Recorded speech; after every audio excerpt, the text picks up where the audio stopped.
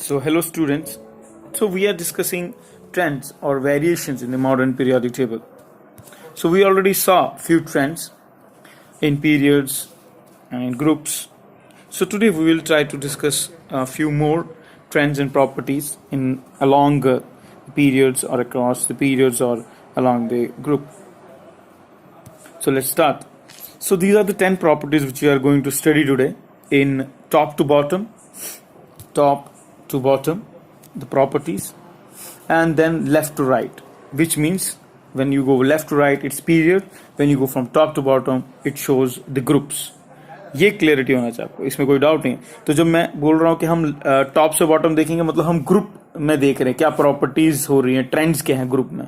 और जब मैं लेफ्ट से राइट बोल रहा हूँ मतलब ये प्रॉपर्टीज किस में जा रहा है, पीरियड्स में।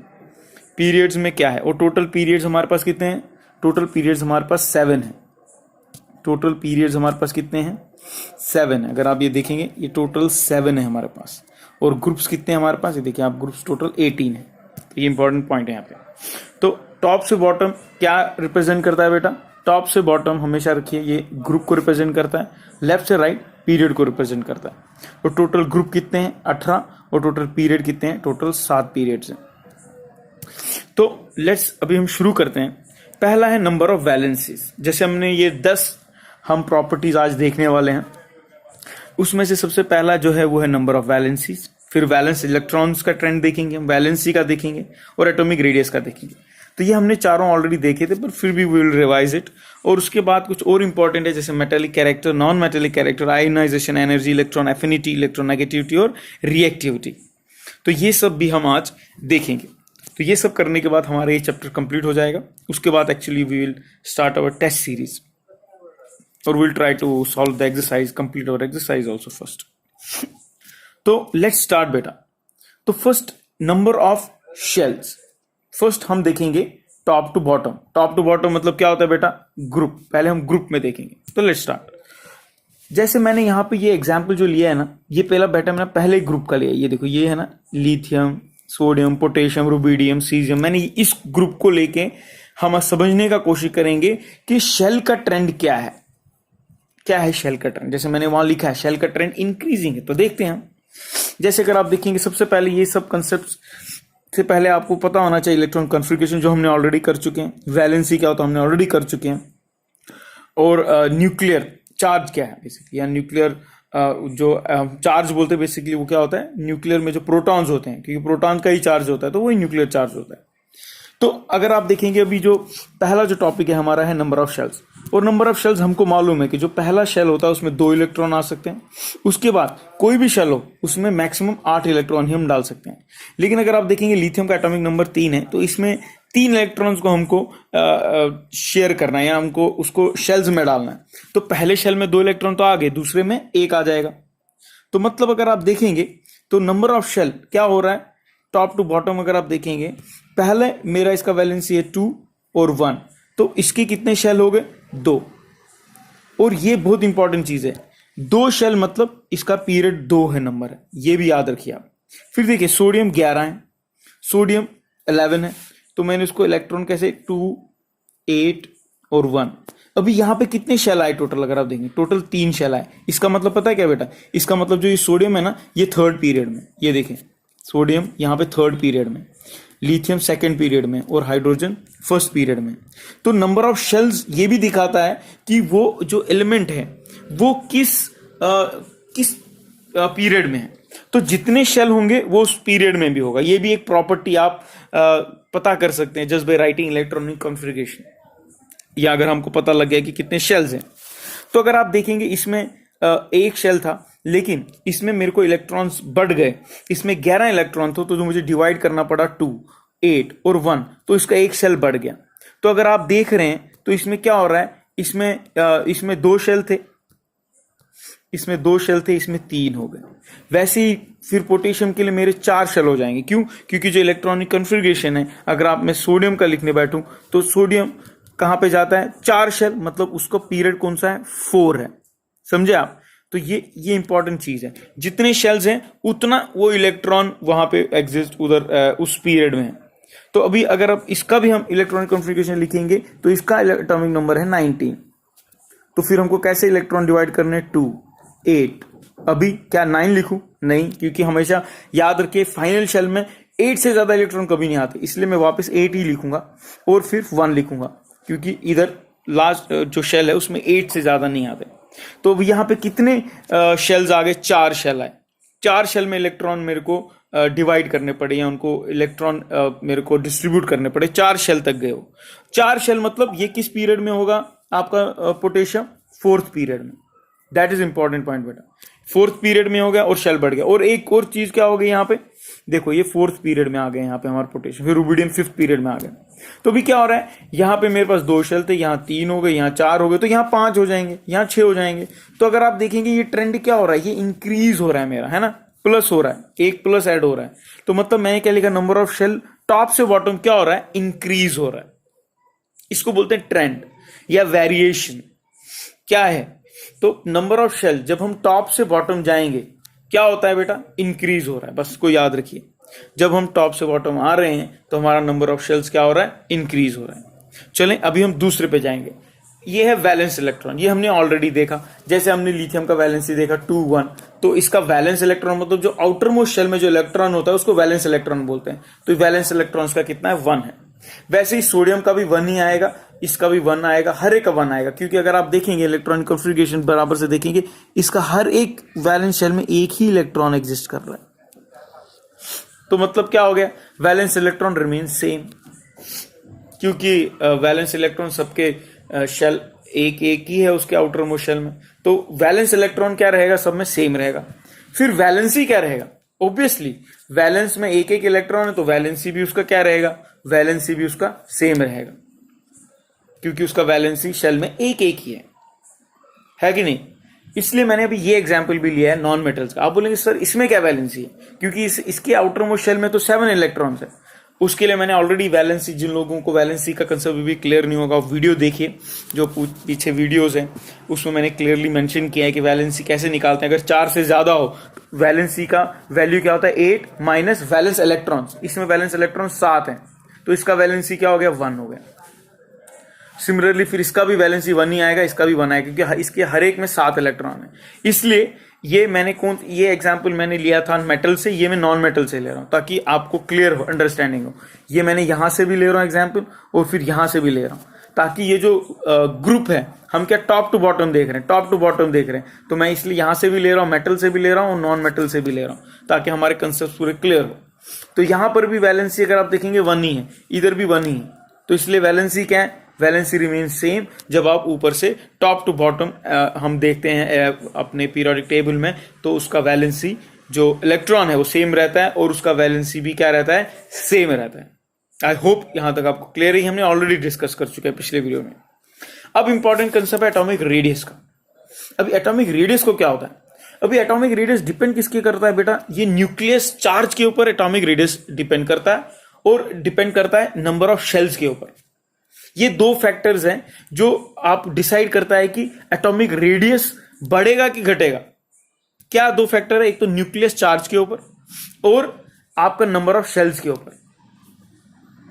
और अगर आप देखेंगे यहां पर क्या हो रहा है, जब जैसे जैसे शेल बढ़ रहा है, इसमें अगर आप ऊपर से नीचे आ रहे हैं, शेल बढ़ रहा है, तो जो न्यूक्लियस है ऑब्वियसली न्यूक्लियस भी बढ़ेगा, क्योंकि शेल बढ़ रहा है, उसका एटॉम नंबर बढ़ रहा है, प्रोटॉन बढ़ रहा है, लेकिन एक शेल कब जो बढ़ रहा है उसकी वजह से इसका साइज बढ़ता जाएगा, वो ज्यादा डोमिनेट करेगा। शेल जो बढ़ रहा है उसकी वजह से जो रेडियस है वो उसका बढ़ जाएगा। जैसे आप देख रहे हैं यहाँ पे 2 ही था, यहाँ पे 3, यहाँ पे 4, यहाँ 5, यहाँ 6, तो उसका रेडियस अगर आप देखेंगे क्या हो रहा है, उसका रेडियस बढ़ रहा है। इसलिए मैंने क्या लिखा है, एटॉमिक रेडियस इज इंक्रीजिंग। क्यों इंक्रीजिंग, बिकॉज शेल्स ऐड हो रहे हैं। सेम थिंग नॉन मेटल्स में भी क्या हो रहा है, एक एक शेल ऐड हो रहे हैं। तो जब शेल ऐड हो रहा है तो एटॉमिक रेडियस इंक्रीज होता है। ऑल्दो न्यूक्लियर चार्ज भी इंक्रीज हो रहा है, लेकिन वो उतना उसको इफेक्ट नहीं कर रहा है इसके रेडियस में, जितना एक शेल ऐड करना कर रहा है इसके एटॉमिक रेडियस में एडिशन। तो इसलिए जो एटॉमिक रेडियस है वो भी क्या कर रहा है ट्रेंड में बेटा, जब हम ग्रुप में क्या कर रहे हैं, जब हम टॉप टू बॉटम कर रहे हैं वो भी बढ़ रहा है। फिर दूसरा मेटेलिक कैरेक्टर। अभी आपने 9th स्टैंडर्ड में पढ़ा होगा मेटेलिक कैरेक्टर। मेटल क्या है, मेटल को डेफिनेशन सिंपल है, जो इलेक्ट्रो पॉजिटिव रहते हैं। इलेक्ट्रो पॉजिटिव कैसे रहता है कोई, जब इलेक्ट्रॉन डोनेट करता है कोई। तो अभी इलेक्ट्रॉन डोनेट करने की कैपेसिटी किसकी है, अगर आप देखेंगे यहां पर न्यूक्लियस फोर्स या न्यूक्लियस चार्ज का इंपॉर्टेंस है। जो इलेक्ट्रॉन जितना क्लोज रहेगा न्यूक्लियस के, वो ऑब्वियसली उतना वो इजीली इलेक्ट्रॉन नहीं देगा, जबकि सबका वैलेंसी एक ही है, सब लोग एक इलेक्ट्रॉन आराम से शेयर करना चाहते हैं, लेकिन फिर भी जो न्यूक्लियस के क्लोज है वो उतना आसानी से इलेक्ट्रॉन को नहीं देगा। जहां पे अगर आप देखेंगे सीजियम को देखेंगे, ये इलेक्ट्रॉन देखिए जो इसका वैलेंस इलेक्ट्रॉन बहुत दूर है, वो तो आराम से इलेक्ट्रॉन को दे देगा। ये उससे कम फोर्स इसमें लगेगा, तो सबसे मुश्किल इसमें होगी इलेक्ट्रॉन देने में, लेकिन देंगे ये। इसलिए अगर आप देखेंगे जो इनका मेटालिक कैरेक्टर वो क्या होता है, इंक्रीज होता है। क्यों? क्योंकि इलेक्ट्रॉन देने की क्षमता या इलेक्ट्रॉन लूज करने की क्षमता सबसे ज्यादा बढ़ जाती है जितना शेल बढ़ जाता है, और जितना वो इस रेडियस से दूर चला जाता है इलेक्ट्रॉन, न्यूक्लियस रेडियस से जितना दूर चला जाता है इलेक्ट्रॉन, उतना इजीली उसको लूज कर सकता है। और अगर वो लूज कर सकता है तो वो क्या बन जाएगा, इलेक्ट्रोपॉजिटिव। वही तो डिफिनेशन है मेटल की। तो इसलिए उसका मेटालिक कैरेक्टर क्या होता है, बढ़ जाता है। जैसे हम ग्रुप से नीचे आते हैं तो बढ़ जाता है, क्योंकि उसके इलेक्ट्रॉन लूज करने की टेंडेंसी बढ़ जाती है। क्योंकि उसका रीजन क्या है, उसका रीजन है न्यूक्लियर से आपका डिस्टेंस। जितना दूर इलेक्ट्रॉन न्यूक्लियस से रहेगा उतना आसानी से वो इलेक्ट्रॉन लॉस हो सकता है, और जितना आसानी से लॉस हो सकता है उतना ही वो इलेक्ट्रोपॉजिटिव रहेगा, जो डिफिनेशन है एक्चुअली मेटल की। इसलिए उसका मेटालिक कैरेक्टर इंक्रीज होगा जब हम ग्रुप से टॉप टू बॉटम आएंगे। और ऑब्वियसली जब अगर मेटालिक कैरेक्टर क्या हो रहा है, इंक्रीज हो रहा है, तो नॉन मेटेलिक कैरेक्टर क्या होगा, डिक्रीज होगा। क्योंकि नॉन मेटल का डिफिनेशन क्या है, विच इज इलेक्ट्रोनेगेटिव। इलेक्ट्रोनेगेटिव कब होता है, when it takes electron, when it gains electron. Obviously यहाँ पे इलेक्ट्रॉन किसी को चाहिए ही नहीं, क्योंकि इलेक्ट्रॉन क्यों चाहिए, तो इलेक्ट्रॉन देना ही चाहेंगे, क्योंकि इनके पास एक ही इलेक्ट्रॉन है। फिर भी इलेक्ट्रॉन लेने की क्षमता वो डिक्रीज होती रहेगी जितना वो न्यूक्लियस से दूर जाएंगे। इसमें एटलीस्ट ज्यादा रही, क्योंकि न्यूक्लियस के पास है, तो इलेक्ट्रॉन को यहां रखोगे वो एटलीस्ट अट्रैक्ट हो सकता है। लेकिन जितना वो न्यूक्लियस रेडियस से दूर जाएगा उतना उसकी जो टेंडेंसी इलेक्ट्रॉन गेन करने की वो चले जाएगी। इसलिए उसका क्या है बेटा, जो उसका नॉन मेटेलिक कैरेक्टर है वो डिक्रीज होता रहेगा। तो रेडियस के ऊपर डिपेंड है वो कितना दूर है न्यूक्लियस से, दैट इज वेरी इंपॉर्टेंट। फिर ये नया कंसेप्ट है आप लोगों के लिए, आयनाइजेशन एनर्जी। आयनाइजेशन एनर्जी क्या है बेटा, आयनाइजेशन एनर्जी वो एनर्जी है जो मुझे लगती है एक इलेक्ट्रॉन को निकालने में, और ये भी किसके ऊपर डिपेंड करता है, न्यूक्लियर चार्ज के ऊपर या न्यूक्लियर डिस्टेंस के ऊपर। रेडियस का जो न्यूक्लियर जो इलेक्ट्रॉन वैलेंस इलेक्ट्रॉन है वो कितना दूर है न्यूक्लियस से। अगर आप देखेंगे लिथियम, जो ये इलेक्ट्रॉन है बहुत पास में है कि नहीं, और रेडियस मतलब बहुत पास में, इसलिए उसको बहुत ज्यादा खींच रहा हो, इसलिए मुझे यहां पर ज्यादा एनर्जी देनी पड़ेगी इस इलेक्ट्रॉन को निकालने के लिए, है कि नहीं। और उसके मामले में यहां देखो ये रेडियस से दूर जा रहा है, इसका रेडियस, ये इलेक्ट्रॉन जो वैलेंस इलेक्ट्रॉन है वो न्यूक्लियस से दूर जा रहा है, इसलिए उधर मुझे थोड़ी कम एनर्जी देनी पड़ेगी, और इधर और भी कम देनी पड़ेगी, इधर और भी कम देनी पड़ेगी, इधर और भी कम देनी पड़ेगी इस इलेक्ट्रॉन को निकालने के लिए, क्योंकि ये बहुत दूर है, इसका न्यूक्लियस से इसका डिस्टेंस ज्यादा है, इसलिए मैं इसको आराम से निकाल सकता हूं। जिस प्रकार एक बच्चे जितना दूर वो माँ बाप से जाते हैं उतना उनका बिगड़ने का चांसेस ज्यादा हो जाता है, चाहे हॉस्टल में रहेंगे इधर रहेंगे, वैसे ही है। जितना दूर ये न्यूक्लियस से कोई जाएगा उसको इजीली आप निकाल सकते हैं बाहर, अच्छी आदतों से, अच्छे संगत से। तो सिंपल है, तो जितना वो दूर जाएंगे न्यूक्लियस से उतना आसानी से आप उसको निकाल सकते हैं। उसको आयोनाइजेशन एनर्जी क्या एनर्जी है, आयोनाइजेशन एनर्जी वो एनर्जी है जिस एनर्जी हमको रिक्वायर्ड है एक इलेक्ट्रॉन को बाहर निकालना वैलेंस इलेक्ट्रॉन से, वैलेंस इलेक्ट्रॉन को बाहर निकालना वैलेंस शेल से। तो वो आयनाइजेशन एनर्जी क्या हो रही है बेटा, वो आयनाइजेशन अगर आप देखेंगे डिक्रीज हो रही है, क्योंकि इसमें सबसे ज्यादा एनर्जी लगेगी, उससे कम इसमें, फिर उसमें सबसे कम इसमें लगेगी। तो आयनाइजेशन एनर्जी क्या हो रहा है, डिक्रीज हो रही है जब मैं टॉप टू बॉटम आ रहा हूं। वो आयनाइजेशन एनर्जी क्या है, आयनाइजेशन एनर्जी वो एनर्जी है जो हम इलेक्ट्रॉन को बाहर निकाल सकें वैलेंस शेल से, उसको आयनाइजेशन एनर्जी बोलते हैं। और फिर है इलेक्ट्रॉन एफिनिटी या इलेक्ट्रॉन नेगेटिविटी। ये भी बहुत इंटरेस्टिंग कंसेप्ट है। इलेक्ट्रॉन एफिनिटी मतलब एक कितना एनर्जी रिलीज होता है जब वो इलेक्ट्रॉन को गेन करता है, वो क्या होता है बेटा, डिक्रीज होता रहता है। कैसे, वो तो सिंपल है। क्यों डिक्रीज होता है, क्योंकि जितना वो पास में है उतना वो आराम से खींच सकता है, उतना उसका एनर्जी ज्यादा लगेगा जब वो इलेक्ट्रॉन उसके अंदर जाएगा। वही एनर्जी डिक्रीज होती रहेगी, क्योंकि यहां पर आराम इलेक्ट्रॉन यहां पे रखा है, वो आराम से इधर आ भी गया तो उतना एनर्जी रिलीज नहीं होता है, इसलिए जो इलेक्ट्रॉन एफिनिटी है, जब वो इलेक्ट्रॉन लेता है एनर्जी डिक्रीज होती रहती है, उस जो एनर्जी निकलती है इलेक्ट्रॉन गेन करने के बाद। और वैसे ही सेम कंसेप्ट है इलेक्ट्रॉन नेगेटिविटी। अभी इलेक्ट्रॉन नेगेटिविटी क्या है बेटा वो समझिए आप। इलेक्ट्रॉन नेगेटिविटी वो है टेंडेंसी एक एटम की टू गेन इलेक्ट्रॉन। क्या है, मैं वापस रिपीट करता हूं। Electronegativity is the tendency of an or property of an atom to gain electron. उसका कितना टेंडेंसी कितना है उसका टू गेन इलेक्ट्रॉन। समझ लो मैंने यहां पे इलेक्ट्रॉन रखा तो ये कितना फास्ट इसको खींच सकता है, उसको क्या बोलते हैं, इलेक्ट्रॉन नेगेटिविटी। और अगर आप देखेंगे सेम कंसेप्ट है यहां पे भी, न्यूक्लियस एकदम पास में, तो इसलिए मैं अगर इलेक्ट्रॉन इधर आया तो वो इमीडिएटली इसको खींच लेगा। क्यों, क्योंकि वो उसके क्लोज है न्यूक्लियस के इलेक्ट्रॉन। मैं इसको इलेक्ट्रॉन रखूंगा, उसको थोड़ा और ज्यादा लग सकता है इलेक्ट्रॉन खींचने में, इस एटम को मुश्किल होगी, जबकि इसको ज्यादा मुश्किल होगी इलेक्ट्रॉन खींचने में, क्योंकि न्यूक्लियस बहुत दूर है इससे, क्योंकि शेल्स है। इसको शील्डिंग इफेक्ट भी बोलते हैं। तो जितने ज्यादा शील्ड्स हैं, शील्ड मतलब जितने ज्यादा आपके शेल्स हैं, तो उतना इलेक्ट्रॉन को, उतना न्यूक्लियस को, इलेक्ट्रॉन को अट्रैक्ट करने में उतना कम हो जाएगा वो अट्रैक्शन उसका। तो इसलिए क्या होगा, इलेक्ट्रॉन नेगेटिविटी भी डिक्रीज होती है जब ऊपर से हम नीचे आते हैं। और इलेक्ट्रॉन नेगेटिविटी क्या है, वो अट्रैक्शन, इलेक्ट्रॉन को खींचने की जो टेंडेंसी है या खींचने की जो कैपेसिटी है वो डिक्रीज हो जाती है जब हम ऊपर से नीचे आते हैं। और रिएक्टिविटी बेटा सिंपल है, रिएक्टिविटी डिपेंड करता है किसके ऊपर, रिएक्टिविटी डिपेंड करता है वैलेंसी। अभी आप बोलेंगे लेकिन सर यहां तो सबका वैलेंसी 1 1 1 ही है कि नहीं, फिर हम कैसे डिफरेंशिएट करेंगे। अभी सेम है, अभी वैलेंसी इसमें क्या है, इसका इंक्रीज कैसे बोलेंगे आप, कौन कितना जल्दी शेयर कर सकता है इलेक्ट्रॉन, कौन कितना जल्दी शेयर कर सकता है। आप इजीली दे सकते हैं बेटा, यहां सीजियम इजीली इलेक्ट्रॉन शेयर कर सकता है। क्यों, क्योंकि उसका डिस्टेंस न्यूक्लियस से ज्यादा है, इसलिए उसका फोर्स ऑफ अट्रैक्शन न्यूक्लियस के प्रति कम है, और ये आराम से दे सकता है। उससे कम ये है, उससे कम इसका है, इससे कम उससे, सबसे कम किसका है, इसका है। इसलिए अगर आप देखेंगे जो मेटल, उसका जो है इलेक्ट्रॉन देने की जो टेंडेंसी वो बढ़ जाती है जब हम ऊपर से नीचे आते हैं। इसलिए मेटल्स में, ये मेटल्स हैं, क्योंकि मैंने क्या एग्जांपल लिया इसका, ये मेटल्स हैं। अभी हम नॉन मेटल का भी एग्जांपल लेंगे। ये मेटल का मैंने एग्जांपल लिया। मेटल में टेंडेंसी टू लूज इलेक्ट्रॉन बढ़ जाती है जैसे हम नीचे आते हैं, क्योंकि शेल का रेडियस बढ़ गया है, इलेक्ट्रॉन आराम से दे सकता है वो।